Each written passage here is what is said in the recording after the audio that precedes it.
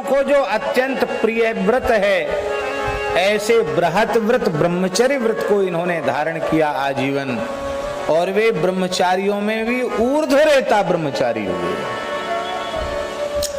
ऊर्ध्वरेता माने क्या होता है? देखो, वस्तुतः ऊर्ध्वरेता ब्रह्मचारी को ही ब्रह्मचारी कहते हैं, और ऊर्ध्वरेता गिने चुने हैं पुराणों के अनुसार। गिन लो कितने हैं।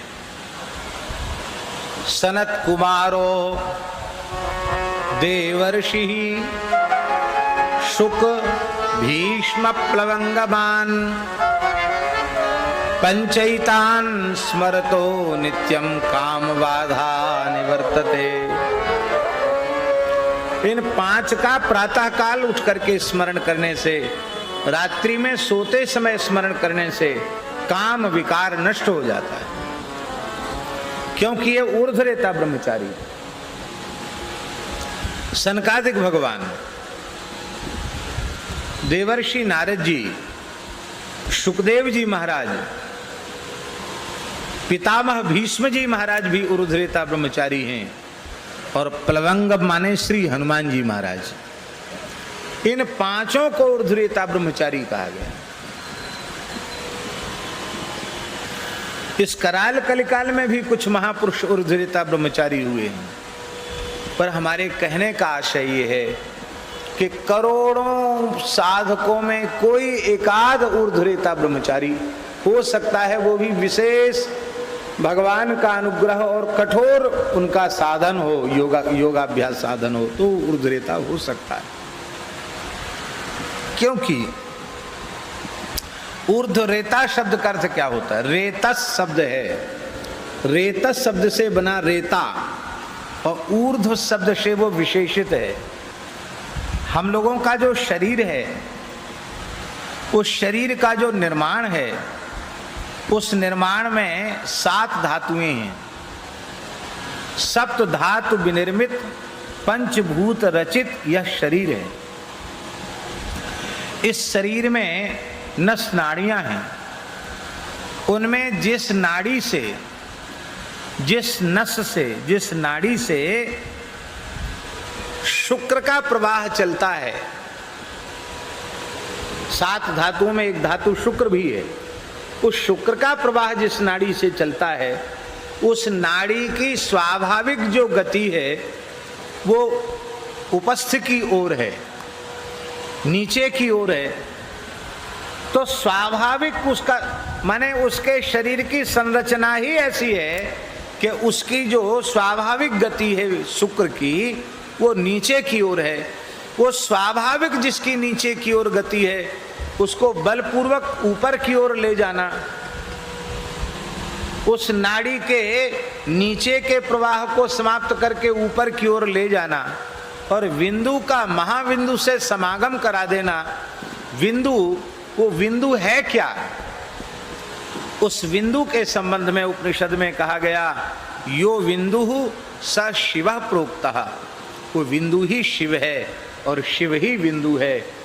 और उस बिंदु का, महाबिंदु, सहस्रार चक्र में स्थित जो महाबिंदु है, जो परब्रह्म का स्वरूप ही है, जहाँ परब्रह्म अपनी अचिंत्य शक्ति के साथ विद्यमान होता है, उस अमृत स्वरूप परमात्मा के साथ जब वह समर्थ योगी अपने उस बिंदु का मिलन करा देता है, तो उसे ऊर्ध्वरेता ब्रह्मचारी कहा जाता है।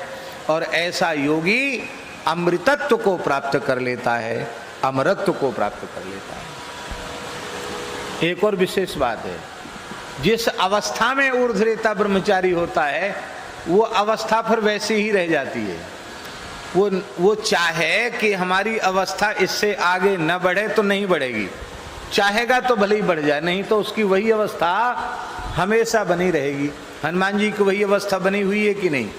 सनकादिकों की वही अवस्था बनी, 5 वर्ष की अवस्था बनी हुई है कि नहीं? सुखदेव जी की 16 वर्ष की अवस्था बनी हुई है कि नहीं? जिस अवस्था में ऊर्ध्वरेता होता है, वो अवस्था उसकी शाश्वत अवस्था हो जाती है। शुक्र को धारण करने की इतनी बड़ी महिमा हमारे शास्त्रों में कही गई है, बहुत ध्यान से सुने, इतनी भारी महिमा हमारे शास्त्रों में कही गई है कि अधिक समय नहीं, केवल एक ब्रह्मचारी को जैसे रहना चाहिए, अष्टांग मैथुन का त्याग करते हुए, ब्रह्मचर्य व्रत का श्रद्धा पूर्वक पालन करते हुए, ब्रह्म का चिंतन करते हुए, किसी भी प्रकार से बिंदु का क्षरण न हो, ऐसी सावधानी रखते हुए केवल 6 महीना व्यतीत कर ले तो उसे आकाश में सिद्धों के, देवताओं के दर्शन होने लग जाएंगे, अनेक प्रकार की सिद्धियां प्राप्त हो जाएंगी।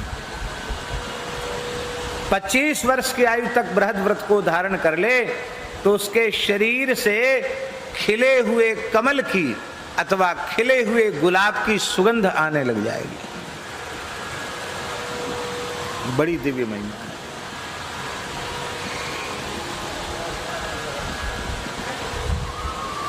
तो ब्रह्मचारी होना कठिन है, उनमें ऊर्ध्वरेता ब्रह्मचारी होना तो क्या कहना। बड़े दुर्भाग्य की बात है कि धर्म प्राण भारतवर्ष जैसे पवित्र देश में, जहां कुमार अवस्था से ही ब्रह्मचर्य व्रत की महिमा सिखाई जाती थी, आज उस देश में युवक युवतियों का घोर चारित्रिक पतन हो रहा है और ब्रह्मचर्य की चर्चा, संयम सदाचार की चर्चा आज के पढ़े लिखे समाज में उपहास का विषय बनकर के रह गई है। ये भारतवर्ष जैसे पवित्र देश के लिए बहुत ही दुर्भाग्यजनक बात है।